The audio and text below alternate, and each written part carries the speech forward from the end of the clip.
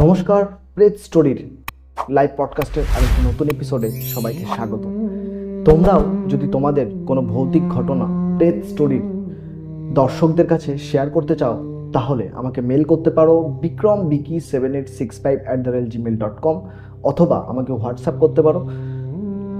আমার WhatsApp number আর mail ID description দেওয়া আছে। আজকের ঘটনাটি পাঠিয়েছেন শুভজিৎ বিশ্বাস, বাতকুলা থেকে।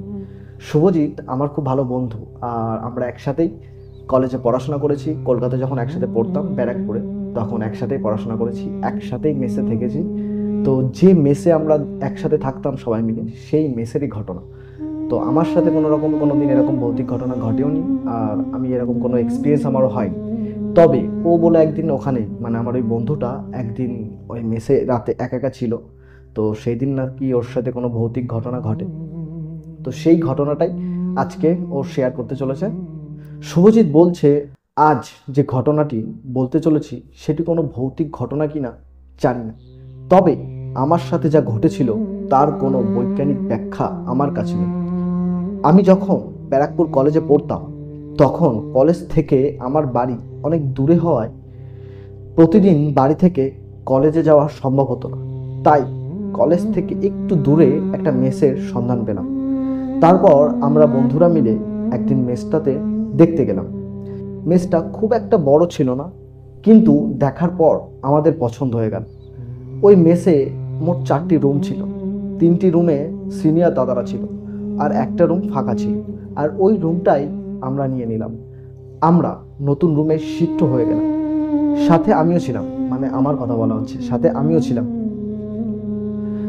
আমরা মোট 4 জন বন্ধু ওই রুমে ছিলাম। প্রথমে সব কিছু ঠিকঠাক ছিল। আমরা প্রায় ওই মেসে 6 মাস কাটিয়ে দিয়েছি, কোনো রকম কোনো সমস্যা নেই। ওখানে 4টে রুম ছিল পর পর, আর আমরা থাকতাম একদম লাস্টের রুমে। একটা মেন গেট ছিল, আর গেট দিয়ে ঢুকেই বারান্দা, বারান্দার সাথেই পরপর সব রুমগুলো। একদিন হয়েছে কি, কলেজে এক্সাম চলছে। আমার যে 3টে বন্ধু ছিল তাদের এক্সাম শেষ হয়ে গেছে, কিন্তু আমার একার একটা এক্সাম আছে, তাই আমাকে একা থাকতে হয়েছে। আর আমার বন্ধুরা বাড়িতে চলে গেছে, কারণ ওদের এক্সাম শেষ। আমার এক্সামটা ছিল সেকেন্ড শিফটে।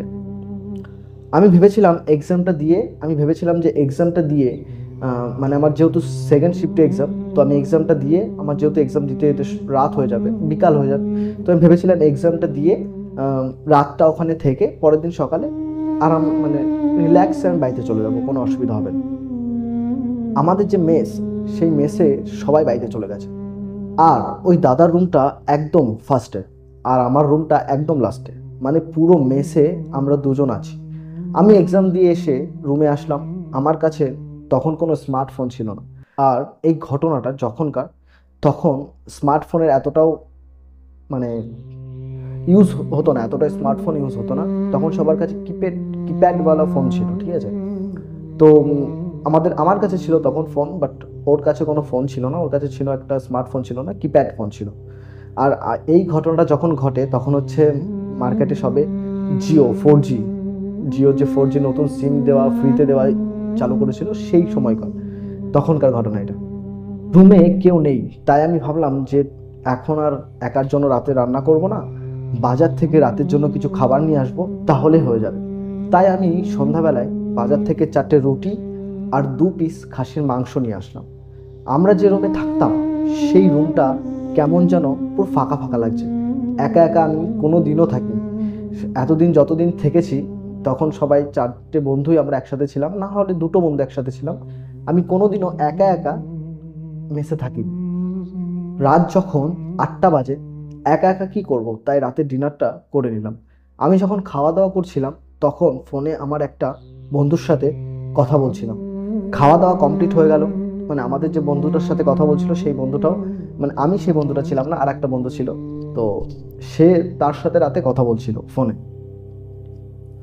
খাওয়া দাওয়া কমপ্লিট হয়ে গেল, ফোন রেখে দিয়ে এবার ঘুমাতে হবে।